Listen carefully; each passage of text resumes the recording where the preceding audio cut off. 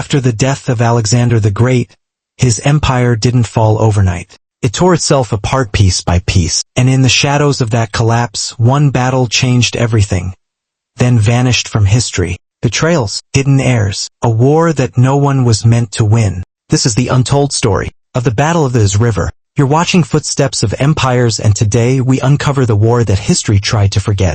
The death of Alexander the Great reverberated across the ancient world like a thunderclap. His empire, forged in blood and fire, lay in ruins even before his body had cooled. The once unified force that had swept across Persia and beyond was now fractured, its future uncertain. The generals, once loyal companions at his side, were now rivals, each vying for a piece of the shattered empire. Seleucus and Antigonus, two of Alexander's most trusted generals, stood at opposite ends of this nascent civil war. Once they had been united by their loyalty to Alexander, but now their paths diverged. Seleucus had his eyes set on the eastern provinces, a vast expanse stretching from Persia to the Indus Valley. Antigonus, on the other hand, clung to his position in Asia Minor, and his ambitions extended to the heart of Macedon itself. They had been brothers in arms, but now they were adversaries, each preparing for the inevitable clash that would determine who would control Alexander's legacy. But there was one thing neither had anticipated. Hidden within the heart of the empire was a secret, one that could change everything. Seleucus sat alone in his war tent, the flickering torchlight casting long shadows on the walls. His fingers tightened around a faded scroll, its edges frayed with age.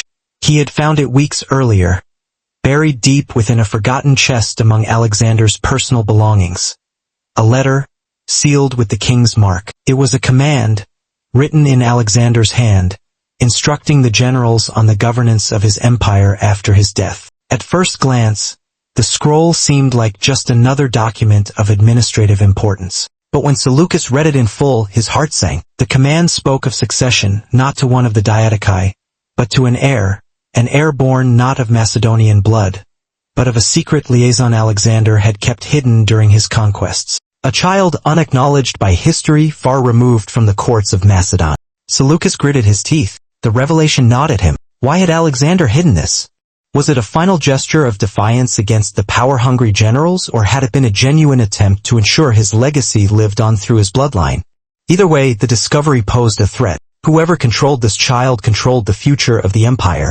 But there was a problem Antigonus didn't know. Yet, Seleucus couldn't allow this secret to slip into the hands of his rival. In fact, it was a matter of survival now. One false move and he would find himself caught in Antigonus's grasp, powerless to stop the storm. As the hours wore on, Seleucus made a decision. He would find the child. He would protect the legacy of Alexander, but on his terms, not Antigonus's. He needed to ensure the boy's survival and use him as a pawn in the coming war for the empire. Little did he know, a Persian noblewoman was already hunting for this same child, and her motives, as Seleucus would soon learn, were far from altruistic. As the winds of civil war began to stir, the political landscape of the Macedonian Empire grew darker by the day. Seleucus was no longer simply a general in the army, he had become a shadow player in a game of high stakes. The discovery of Alexander's hidden heir had set him on a dangerous path. But he was not the only one hunting the child. There were others just as ambitious, just as ruthless, willing to do whatever it took to secure the empire's future.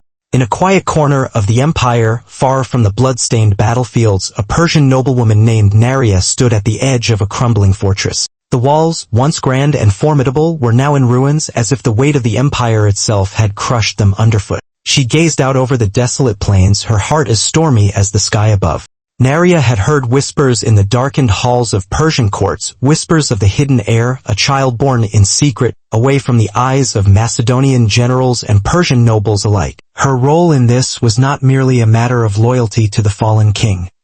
No, she had a personal stake in the child's survival. Years ago, she had been one of Alexander's concubines, and her connection to the boy ran far deeper than politics. He was the son she had borne in secret, the child she had been forced to abandon in the shadow of Alexander's conquests. Her heart, once hardened by her role in the king's court, now longed for the child she had left behind. Naria had her own reasons for seeking the child, reasons that were far from noble. In the years following Alexander's campaigns, she had become a power in her own right. The Persian court had long since moved on from the great Macedonian conqueror, but Neria had not. Her ambitions, once confined to the fringes of court life, had grown. She desired not only the child but the throne of Persia itself. If she could claim the boy, raise him as her own, and place him at the head of a new empire, she would rule as regent, an empress in all but name. Seleucus, meanwhile, was not blind to the threats that circled around him. He had forged alliances in the shadows, but he had underestimated how deep the web of deception went. The Persian noblewoman was just one player in a much larger game. In fact, Antigonus had been preparing for this very scenario. He had already sought his own alliance with the most unlikely partner, the feared Scythian warlord known as Darius the Unyielding, a man whose loyalty was as difficult to secure as his trust was hard to gain. Darius's reputation as a ruthless, unpredictable leader had made him a formidable force in the region, and his army was legendary. The Scythians were a wild, ferocious people, fighters, nomads, and mercenaries who had once fought against Alexander's forces in battle. Now, Darius was a man who saw opportunity in chaos. Antigonus knew that if he could secure Darius's loyalty, the Scythian warlord's forces would give him the upper hand. But what neither Seleucus nor Antigonus knew was that Darius had his own agenda. His loyalty wasn't to Antigonus or Seleucus, it was to the boy heir, the last link to Alexander's bloodline. Darius had been hired not just as an ally, but as a protector of the child. He understood the value of Alexander's legacy, but more importantly, he understood the value of controlling the bloodline. He had his own vision for the future, one where he, not the Macedonian generals, would hold the reins of power. Twist. The Scythian warlord, Darius, is actually the boy's protector, and he's playing both sides with his own grand ambitions. Meanwhile, in the heart of Seleucus's camp, whispers began to spread about a mysterious emissary from Persia. It was clear now, the game was no longer just between generals. With Neria's ambitions and Darius's growing influence, Seleucus knew he was facing a battle not just for the empire, but for his very life. As the night grew darker and the fires burned low, Seleucus stood alone in his tent, his mind racing. The heir to the throne was out there somewhere, hidden from all but not for long. And if Neria found him first, the world would change forever. Twist. The Persian noblewoman, Neria, has her own personal stake in finding the boy. He's her son, abandoned years ago in secret. The moon hung low over the war camps, casting long, ghostly shadows over the tents and the fires that flickered with the restless winds of impending conflict. Both Seleucus and Antigonus had established their strongholds near the Thatis River, a remote stretch of land chosen not only for its strategic position but for the eerie silence that settled over the battlefield like a veil of doom. In the quiet of night, the great generals, once comrades in arms, were now locked in a game of political chess, each move calculated, each word measured. But this was no simple battle of armies. The real war was one of whispers, lies, and manipulation. Seleucus's camp was thick with tension. His most trusted advisor, Hermias, had been by his side since the early days of Alexander's campaigns. Hermias was a seasoned diplomat and a master of subtlety. His role had always been to navigate the complex world of politics, to ensure that the Macedonian generals remained united in their loyalty to Alexander's cause. But now, as the winds of war howled ever louder, Hermias had become something more. A spy, feeding information to Seleucus's enemies.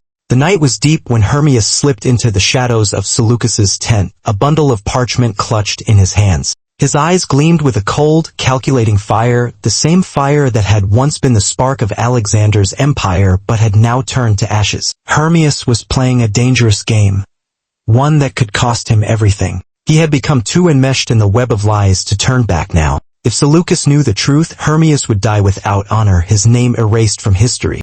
Hermias handed over the letters, messages from Antigonus delivered under the guise of diplomatic correspondence. Seleucus read the messages carefully, his face unreadable. The letters spoke of phantom armies, promises of reinforcements that would never arrive, of alliances forged in secret, and of threats that were as much about power as they were about personal survival. But something didn't sit right with Seleucus. Hermias's eyes betrayed him, flicking nervously as he watched Seleucus scan the letters. There was too much at stake for these to be simple communications. Something was off. A chill ran down Seleucus's spine as the truth began to dawn on him. Hermias was playing both sides. Back in Antigonus's camp, the scheming had reached a fever pitch. Antigonus, ever the tactician, knew the importance of disinformation. He had already set the stage for a grand deception, one that would undermine Seleucus's strength and send his forces into disarray. It was Antigonus's spies, after all, who had first planted the seeds of discord, spreading rumors of Seleucus's weakness and the vulnerability of his troops. But the true masterstroke was yet to come. Antigonus had planted false information in Hermias's hands, knowing full well that the advisor would take it to Seleucus. But the deceit didn't stop there. The phantom armies promised by Antigonus were an illusion, carefully crafted to appear as reinforcements on the horizon. In reality, no such forces existed. It was all smoke and mirrors, another layer of manipulation in this high-stakes game. And while Seleucus was distracted by these false promises, Neria, the Persian noblewoman, had her own spies at work. She had already learned about the existence of Alexander's hidden heir, and now her eyes turned toward the child's safety. As the intrigue deepened, Neria's spies were quietly watching, observing, waiting for the moment when the boy's true identity would be revealed. In the dead of night, as the campfires burned low, a shadowy figure approached the outskirts of Seleucus's camp. It was a messenger, cloaked in black, bearing the seal of Antigonus. The messenger's eyes were filled with quiet urgency, knowing full well the danger he was in. The letter he carried was not from Antigonus, but from Hermias. It was the final piece of the puzzle, a declaration that Hermias had succeeded in sowing distrust among Seleucus's ranks. But there was more. The letter contained instructions to assassinate Seleucus's closest allies, those he still trusted most. The web of lies was nearly complete. Twist, the spy within Seleucus's camp, Hermias, was feeding Antigonus false information on Seleucus's orders. The advisor, it turns out, is a double agent, orchestrating the deception on purpose to mislead Antigonus and fracture his trust network. Seleucus paced back and forth in his tent, the weight of the conspiracy pressing down on him. He had known from the very beginning that war was not won by brute force alone. It was won with cunning, with information, and with the ability to control the narrative. He had known Hermias's loyalty was shaky, but he had played along. Now, as the pieces fell into place, Seleucus realized that the information he had been receiving wasn't just unreliable, it had been purposefully designed to lead Antigonus down the wrong path. Seleucus's face hardened. He would outsmart Antigonus. He would use his own deception against him. But as the moonlight cut through the darkened tent, Seleucus could not shake the feeling that even now, someone was playing him like a pawn. And in this game, no one could be trusted, not even those closest to him. The Thatis River, once a quiet and seemingly insignificant waterway, had become the stage for a battle that would decide the future of the empire. The river itself, muddy and swift, now carried the weight of unspoken promises and treacherous secrets. On its banks, under the cover of night, Seleucus and Antigonus would meet. The chance for peace, it seemed, was at hand. But so too were the forces of betrayal, waiting to strike when least expected. As the dawn approached, the leaders of both armies gathered under a fragile banner of diplomacy, a symbol of hope that had begun to fray at the edges. The parley was not to be a meeting of equals. It was a tactical maneuver, a carefully crafted moment to gather intelligence, to spy, to make promises, and, in the end, to deliver death. Each general, each warrior present, knew that only one side could emerge victorious. But both knew that the cost of the battle ahead would be more than just soldiers.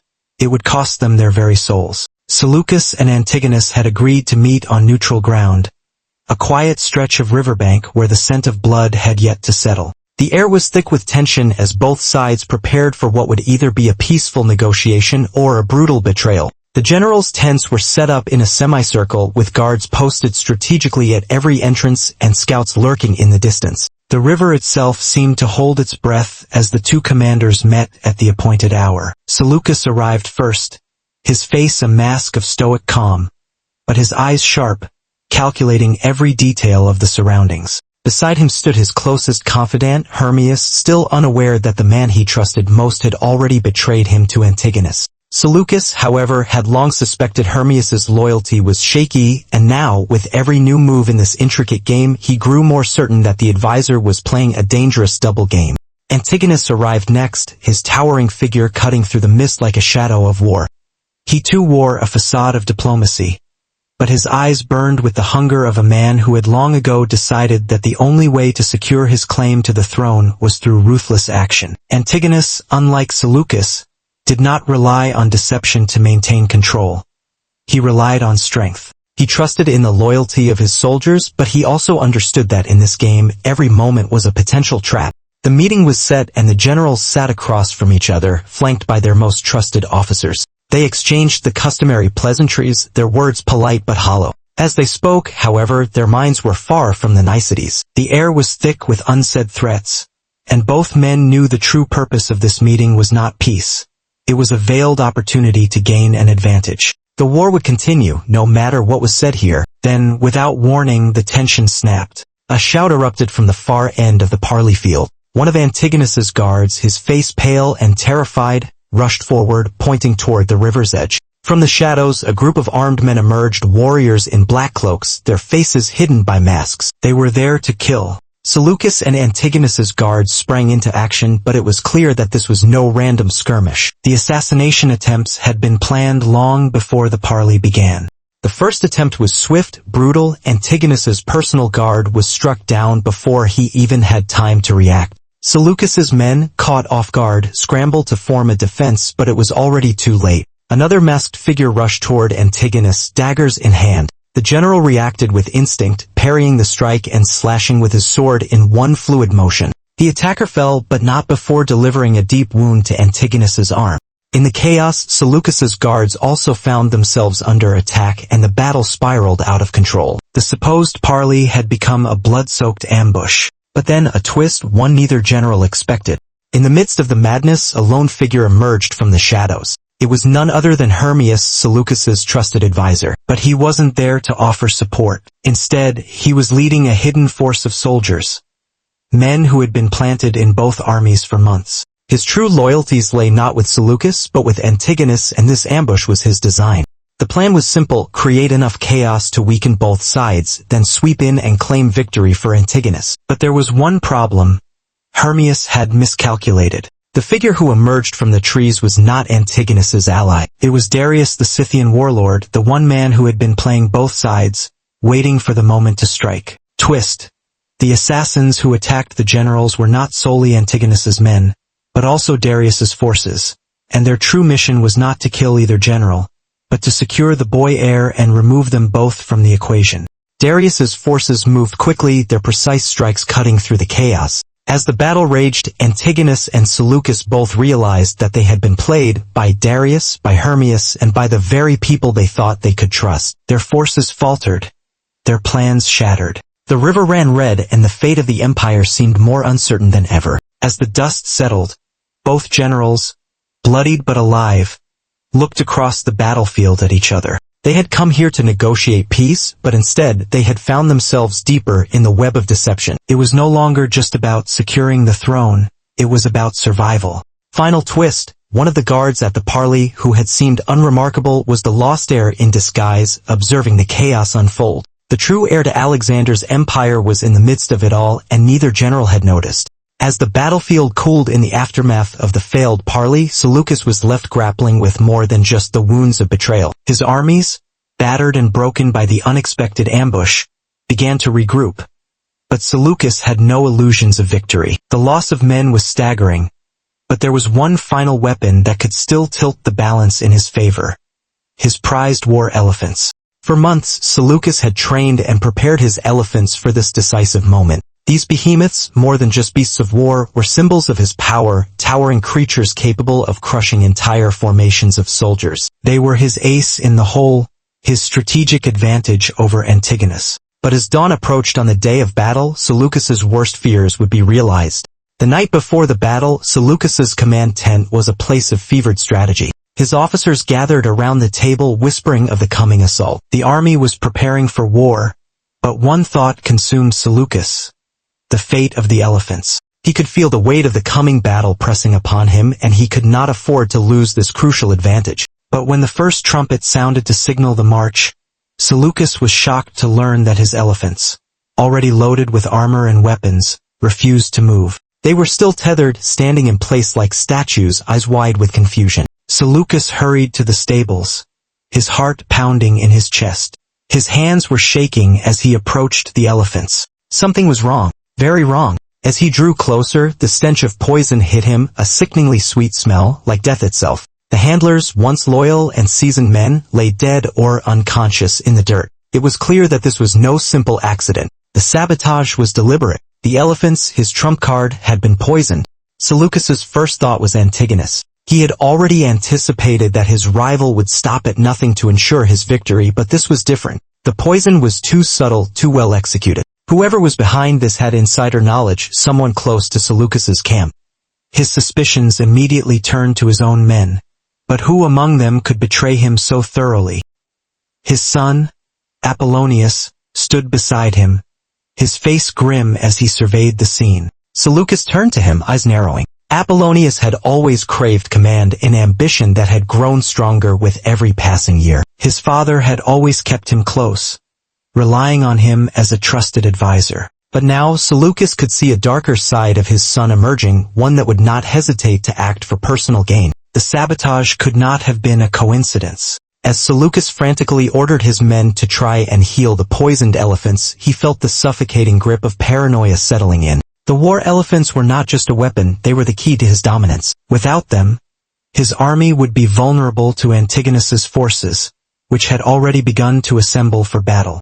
In a private moment with his son, Seleucus could no longer hold back the questions that had been swirling in his mind. "You didn't have anything to do with this, did you?" he asked, his voice low but dangerous. Apollonius stiffened, his expression betraying nothing.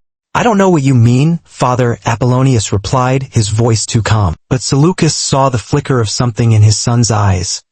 A brief flash of guilt, quickly masked by feigned innocence. It was all too clear. Apollonius had orchestrated the sabotage. The poison was designed to incapacitate the elephants, not kill them outright, leaving Seleucus's forces weakened and desperate. The truth hit Seleucus like a dagger to the chest. His son, his own flesh and blood, had taken the ultimate step in his bid for power. Apollonius, in his ambition to take command of the army and perhaps even the empire, had sabotaged the one force that could have ensured their victory. The battle was no longer about winning. It was now a fight for survival. Seleucus's mind raced. He couldn't confront his son openly, not yet, not without risking the very fabric of his army. If word spread of this betrayal, the consequences could be catastrophic. But even with the elephants rendered useless, Seleucus had other resources at his disposal. He wasn't without hope, but the loss of the elephants felt like the loss of his last great hope for victory. The battle itself, now imminent, was shifting in ways Seleucus could not control. His men were confused and demoralized, and their morale plummeted with the knowledge that their war elephants, those towering symbols of Macedonian power, were gone. Meanwhile, Antigonus's forces were ready, and their morale was unbroken, bolstered by their belief that Seleucus's army was weak. Seleucus looked across the battlefield, seeing his army preparing to fight without their most fearsome weapon. He clenched his fists in frustration but knew that the game was far from over. He had one more trick left to play. Twist. The mastermind behind the sabotage was not Apollonius alone. The true culprit was Hermias, Seleucus's trusted advisor, who had been feeding information to Antigonus and secretly fostering a rebellion within Seleucus's camp. Apollonius had been the tool, but it was Hermias who had orchestrated the final blow. The war was no longer just a conflict between two generals. It had become a battleground for the soul of the empire. The blood of Seleucus's army would soon stain the banks of the Thatis River, but it wasn't just the soldiers who would fall. It was his entire vision for the future of Macedon that was about to collapse. The first light of dawn broke over the Thatis River, casting long shadows over the encampments of both Seleucus and Antigonus. The air was thick with tension, and the scent of blood and sweat already clung to the breeze. The battlefield was set. Both armies had spent the night readying for battle, but the reality of what awaited them was far darker than any of them could have anticipated. Seleucus stood at the edge of his camp, watching as his men donned their armor and prepared their weapons. The elephants, the mighty force he had relied on, were now nothing more than wounded shadows, the hope they had once carried dashed to the ground. Seleucus's mind raced, calculating the odds. Without the elephants, his forces would be vulnerable to Antigonus's cavalry and phalanxes, and the morale of his men was at an all-time low. But Seleucus was no fool. He wasn't going to let the loss of his elephants destroy his plans entirely. He had one final card to play, a secret maneuver that, if executed perfectly, could shift the tides of battle. He had to get his men to believe in something beyond the loss of their trump card. But there was something else gnawing at him, something he couldn't quite place. As his army lined up, preparing to advance, a strange tension filled the air. It was as if the earth itself held its breath. Seleucus could feel it. There was a sense of unease, a growing sense of doom. The battle began at sunrise. With a blast of the trumpets, both armies surged forward. The sound of marching feet, the clatter of armor, and the roar of war horses filled the air. Seleucus's phalanx pushed forward with determination, his infantrymen locked in formation, ready to face Antigonus's forces. On the opposite side, Antigonus's army advanced with equal fervor, their battle lines strong, confident in their superiority. But as Seleucus's soldiers charged, something unexpected happened. A key contingent of Seleucus's forces suddenly turned on him. Mid-charge, without warning, a group of his own men, the elite Macedonian cavalry, switched sides. They tore through Seleucus's ranks, cutting down their comrades in a bloody betrayal. The cavalry had once been a source of strength for Seleucus's forces, but now they were an enemy within his very own ranks. The sound of their horses' hooves was drowned out by the screams of the soldiers who had once trusted them. The chaos erupted instantly. Panic spread like wildfire through Seleucus's ranks. His soldiers were caught between the attack from Antigonus's forces and the treacherous cavalry turning on them. In moments, the battle turned into a blood-soaked nightmare, a brutal melee where lines were blurred and allegiances shattered. Seleucus's heart dropped as he realized what had happened.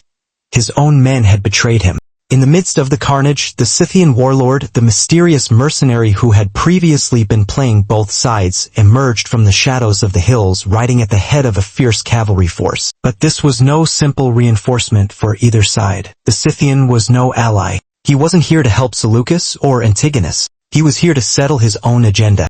With a single, defiant shout, the Scythian and his warriors charged into the fray. But instead of attacking only Antigonus's forces, they cut through both armies like a knife through butter, attacking anyone in their path, friend and foe alike. Seleucus couldn't believe his eyes. The cavalry that had once been the core of his military power now rode against him. The lines of command had completely collapsed. Men who had fought side by side for years were now killing one another. And in the midst of it all, the Scythians' warband carved a path of death, disrupting both sides of the battle.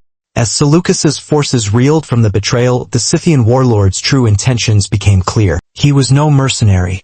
He was a man of a far greater ambition. The Scythian was here not to aid in the conquest of the empire, but to free the hidden heir to Alexander's throne. The boy who had been lost to history, the one Seleucus and Antigonus had been battling for, was his true prize. The Scythian didn't just want power. He wanted to restore the empire to the rightful bloodline, the son of Alexander, whom everyone had believed dead or lost to time. The war was just a game to him, a game he would control from the shadows. He had carefully manipulated both Seleucus and Antigonus, using their ambitions and desires as pawns in his larger scheme. The battle was no longer just a fight for control of an empire. It had become a chaotic struggle for the soul of the empire itself. As Seleucus tried to regroup his forces, it was clear that he had lost not only the battle, but also his grip on the future of his kingdom. Twist.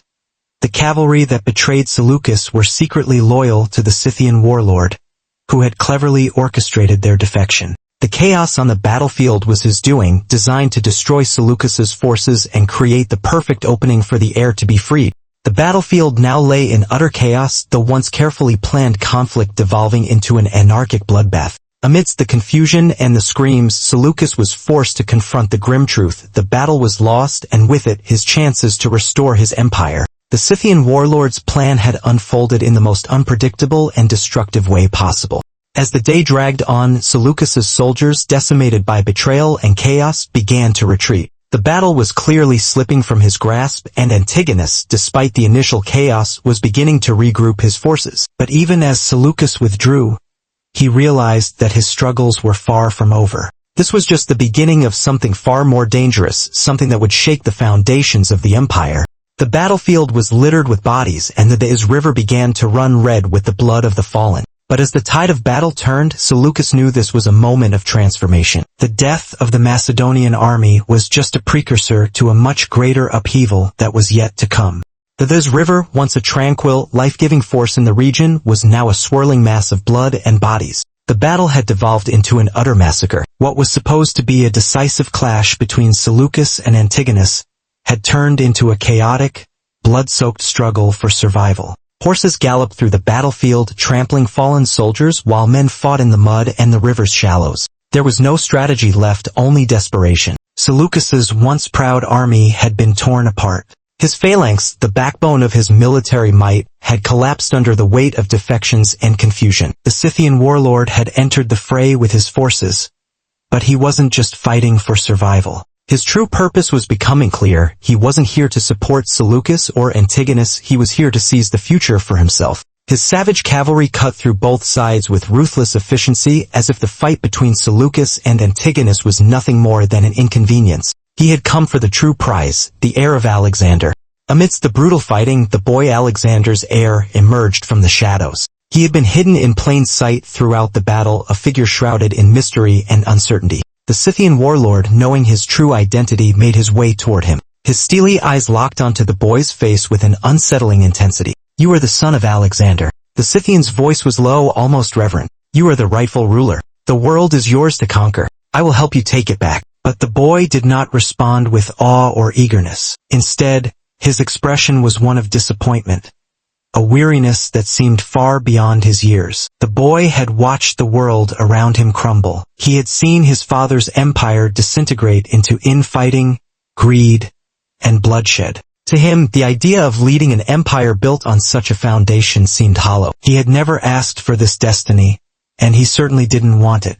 The Scythian, though, would not be dissuaded. "You were born for this. The blood of Alexander runs through your veins. The empire belongs to you." But the boy's response was firm and cold. "I will never rule this empire." He stepped back, his voice unwavering, though the chaos of the battlefield raged around him. "This empire is built on the suffering of millions. I will not take up the mantle of a king only to watch more blood be spilled." The Scythian's jaw clenched in disbelief. He had come here with a plan, a vision of restoring the glory of Alexander's reign, to place the rightful heir on the throne and rebuild the empire under his watch. But now, this child, this boy with the blood of the greatest conqueror in history flowing through his veins, was rejecting it all. "You would turn your back on the legacy of your father?" the Scythian growled, his eyes dark with frustration. "I am not my father." The boy's words were final. He glanced toward the battlefield where men were still dying for a cause he no longer believed in. "I will not rule this kingdom of death." With that, the boy turned his back on the Scythian and began to walk away, his small group of guards following closely behind. The Scythian, seething with rage and a sense of betrayal, watched him go. But the boy's rejection of the empire wasn't the only shock this day held. As he fled into the shadows of the battlefield, the Scythian warlord stood motionless for a moment, his eyes dark with conflicting emotions. He had hoped to see the boy rise to claim his destiny. But now, the Scythian realized something crucial. He had not only lost the boy, he had lost the very dream of restoring the empire. The Scythian turned away, his mind racing. If the boy would not claim the throne, then who? Who would rise to power after the battle? Seleucus was faltering. Antigonus was retreating. The battle for Alexander's empire was spinning out of control, and no one, least of all the Scythian, could predict where it would land. As the Scythian and his men began to withdraw, the sounds of battle grew more distant. The Thatis River, once a symbol of life, now served as a grim reminder of all that had been lost. Bodies floated down its current, their faces a silent testament to the futility of ambition. In the aftermath of the chaos, Seleucus was left standing on the banks of the river, staring out at the water. His army had been decimated, his dreams of empire shattered. He had not just lost the battle, he had lost everything. But it wasn't just Seleucus or Antigonus who had lost in this fight. The world itself had lost something vital. The legacy of Alexander was slipping away, and the dream of unity that had once bound the empire together was now a fragmented nightmare. Twist, the boy's refusal to claim the throne not only marked the end of Alexander's bloodline but also signaled the final death of his empire. The Scythian warlord's dream of restoration crumbled, and with it the possibility of a unified world under a single ruler. The battle for the soul of the empire had been lost, and the legacy of Alexander was buried beneath the bodies in the Thatis River. The battlefield had fallen eerily quiet in the aftermath of the bloodshed. The river, once raging with chaos, had slowed into a crimson tide, carrying the remnants of a battle that no one had truly won. Seleucus, battered and bloody, stood amidst the wreckage of his once mighty army. His armor, dented and scarred, now mirrored his state of mind, shattered, uncertain, and consumed by betrayal. His thoughts were fragmented as he staggered toward the command tent, his legs nearly giving way beneath him. But his son, Antiochus, was already there. The young man stood near the table, surveying the maps, his expression cold, unreadable. He had been quiet throughout the battle, fighting on the front lines without question, but now Seleucus saw something darker in his eyes, a spark of ambition, and a glint of betrayal. Father Antiochus greeted him flatly, offering no assistance as Seleucus limped into the tent. Seleucus raised an eyebrow, but he didn't respond right away. His mind was too clouded with exhaustion and rage. He had trusted his son, believed that the bond of blood would hold strong. But now, in the midst of their greatest defeat, something didn't sit right. The way Antiochus moved, the way he avoided his gaze. Antiochus, I've lost the battle. I've lost everything, but I will not lose my will to fight. I will rebuild this empire.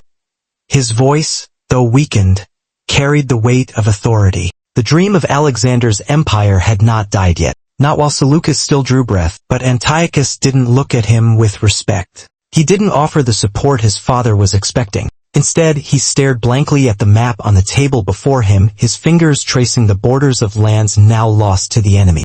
Rebuild? Antiochus's voice was sharp, carrying a bite of contempt. How can you rebuild something that was never meant to last? Seleucus froze. The weight of his son's words hit him like a blow to the chest. He had never heard such defiance. Not from Antiochus, the son who had been loyal, the son who had fought beside him through every campaign. Had he been wrong? What do you mean? Seleucus's voice trembled, betraying his vulnerability. The battle had worn him down, and now it seemed his own flesh and blood was turning on him. You speak of rebuilding an empire that's already dead, father. Antiochus stepped forward, his eyes now filled with an eerie coldness. What's left to rebuild? What's left to fight for? The tension in the tent was palpable, and Seleucus's heart sank. Had his son given up on everything they had fought for? Had the weight of the empire's collapse crushed his spirit to the point of rebellion?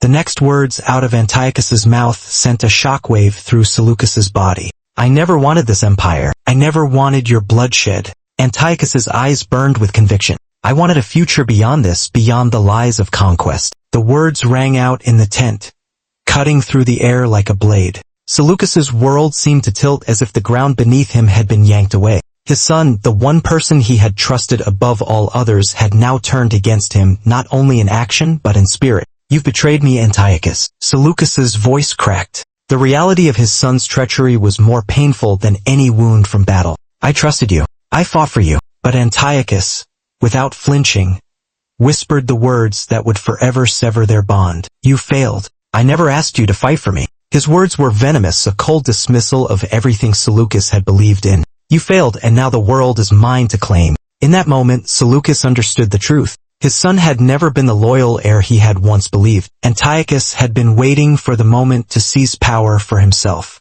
And now that moment had arrived.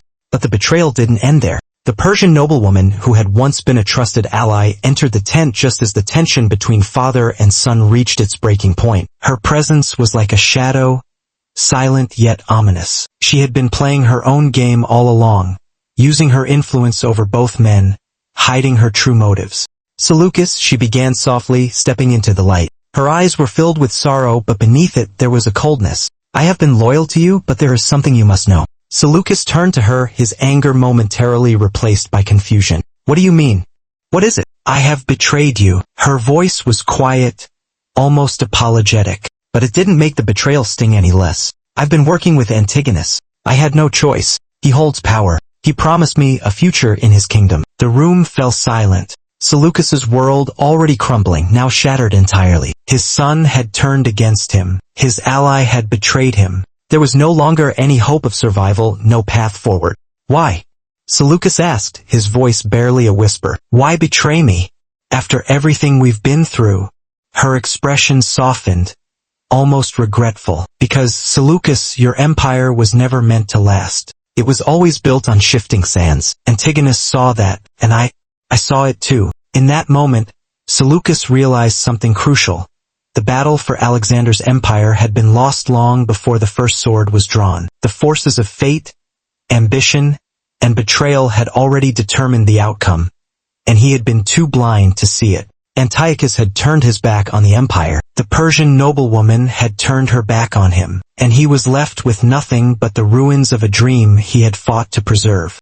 Twist: in the face of utter defeat, Seleucus was finally forced to confront the truth. His empire, built on the bones of men like his father, was a fragile illusion, and the very people he trusted most had become the architects of its collapse. The aftermath of the Battle of Thatis River was a grim sight. Bodies of soldiers, once the pride of two mighty armies, now lay scattered across the battlefield like discarded pawns in a game of chess that no one had won. The Thatis River, which had flowed red with the blood of the fallen, was now a silent witness to the end of an era.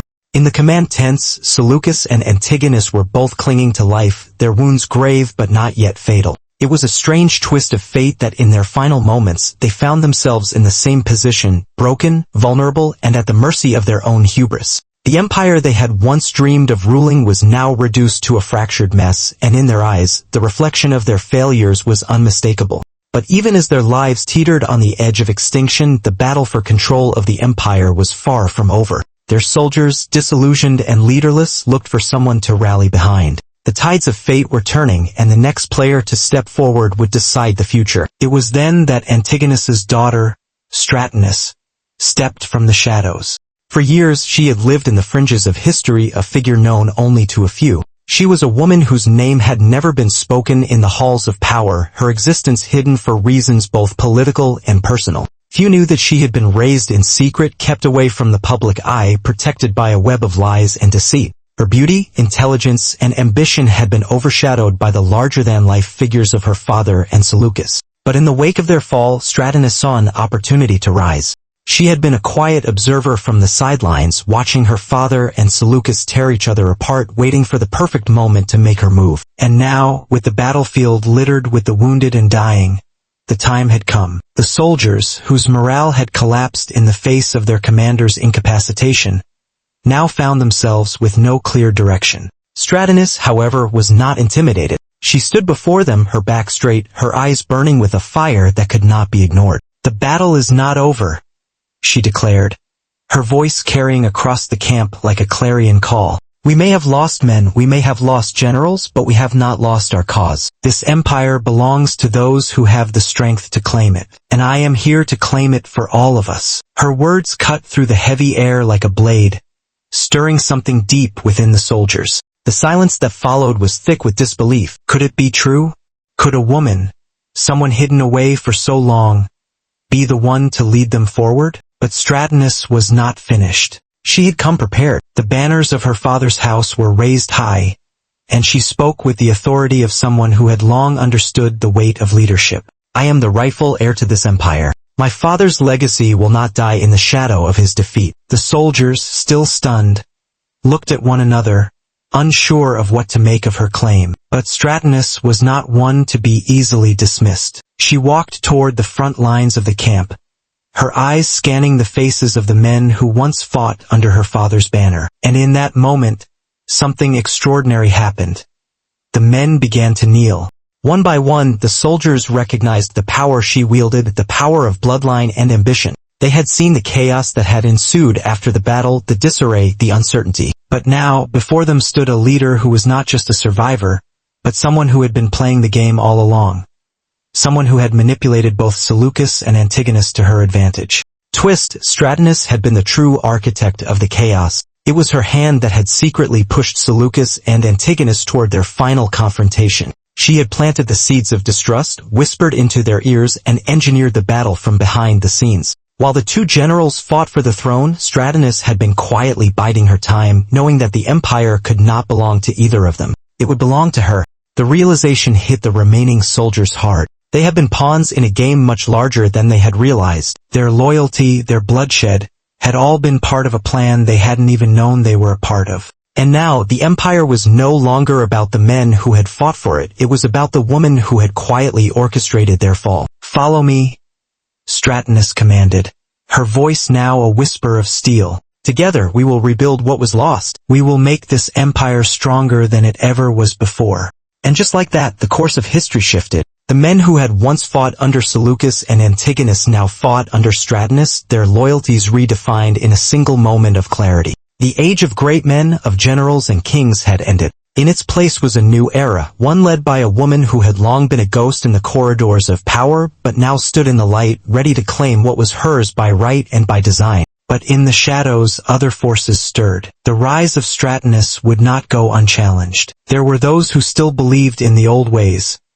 Men who thought that power should remain in the hands of the strong and the ruthless. Stratonus' rule would be tested in ways she had yet to imagine. As she gazed over the battlefield, Stratonus knew that this was only the beginning. The true fight for the empire had just begun. Twist. Stratonus had always known that to claim power, she would have to destroy the existing structures of authority. But what no one realized was that she was only the first piece of a much larger puzzle. And the final chapter of this drama would bring forth an even more unexpected player. The once proud armies that had fought under the banners of Seleucus and Antigonus were now scattered, their soldiers following Stratonus, the new and unexpected heir to the shattered empire. She had claimed the throne, but even as she rose to power, she could not escape the fact that the empire she sought to rebuild had already crumbled. The battle, the political maneuvers, the betrayal, all of it had been for nothing. Alexander's dream of a united empire had died long before the Battle of Thatis River. Now Stratonus found herself ruling over a land torn apart by ambition and bloodshed, and there was little left to govern. The empire that Alexander had built was no more. The world he had sought to conquer had grown too large, too complex, and too fractured. As Stratonus settled into her new role, the weight of her actions became clear. She had played the game brilliantly, pulling the strings behind the scenes, manipulating both Seleucus and Antigonus to their doom. But with their deaths, the empire was now her responsibility, a responsibility that grew heavier with every passing day. Her soldiers, who had once rallied behind her, began to lose faith. The power struggles continued as new factions rose, each one hungry for control. The land was in turmoil, and despite Stratonus' command, she could not put the pieces back together. The empire's disintegration was irreversible. Even she, the puppet master behind the war, could not bind the scattered pieces of Alexander's broken world. Twist. While Stratonus ruled, a hidden truth began to surface. The true heir to Alexander's throne had never been a general, nor had it been Stratonus herself. The real heir was lost, a child hidden away long ago whose existence had been erased from history. This child was not a part of the empire-building chaos. They had been deliberately kept away in an effort to prevent any true bloodline from rising to challenge the fractured warlords. The empire that was once the dream of Alexander was not meant to be. The chaos of war slowly faded into dark history. Stratonus, despite her best efforts, could not save the empire. It slipped further and further into oblivion, and as the years passed, the story of the Battle of Thatis River itself began to fade from the records of history. Stratonus' reign was short-lived, her power undermined by the constant political intrigue around her. The forces that had once supported her now turned against her, each faction seeking its own piece of the crumbling empire. In the end, Stratonus' legacy would not be one of glory but a failure. She would become a forgotten figure, a queen who had claimed the throne only to watch it slip through her fingers. The Thatis River, once the site of such great bloodshed, became a silent witness to history's erasure. The battle that had torn two empires apart, reshaped alliances, and caused countless deaths would be forgotten. In the annals of history, it would remain an unsung event, its legacy hidden from the world. Twist. Years later, a historian from a distant land, a child who had grown up hearing whispers of the battle, would begin to write the story of his father, the son of an influential general who had fought in the battle. This child would grow into a respected scholar, but one with a dark secret. He had been the one who erased the Battle of the Thatis River from history. The story of the battle was buried, its legacy wiped clean to preserve the stability of the new world order that had risen from the ashes of Alexander's empire. As the historian wrote, he meticulously removed all traces of Stratonus' rise and fall, wiping her name from the scrolls, ensuring that no one would ever know the truth of her role in the chaos. History, it seemed, would forget her. The Battle of the Thatis River would be erased forever.